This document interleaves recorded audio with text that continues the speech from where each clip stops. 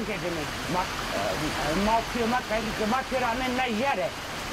Kanka bana yere kelime, hep dinle niye verdi o? Madda, mesela niye be? Hirisara mani mi? Hirisara, çorasara bana yere o niye mi? Niye verdin o arada? Tecrübesinin mahvuna yani yeme. Ne, annemete kalmak. Sponsor niye mi mesela? Ne zaten kurban yani tek mani yani.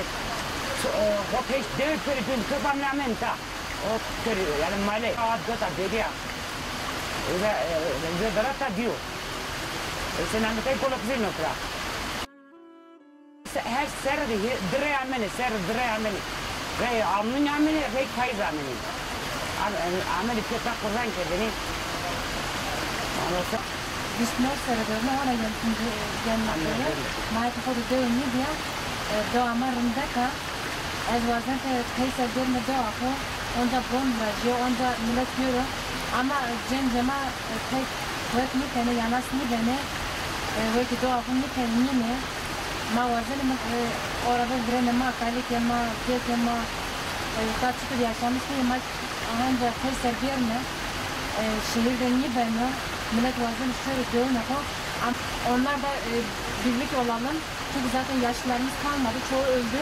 Çoğu da 80-90 yaşında zaten geri dönüş yapamazlar. Kalırsak da biz ancak gelip buraya sahip çıkabiliriz. Ev yapabiliriz. Gençlerimizden destek istiyorum. Hani geri çekilmesinler. El birliğiyle tekrar köyümüze gelelim. Evlerimizi yapalım. Bu kadar yani. Makamı zaf yüzmüş verme ama deseme tuanmıyoruz. Resimdeki mi? Mani buazeni, Dominik zaf buazeni ama işte resimdeki Türkiye'de deseme tuanmıyor ki.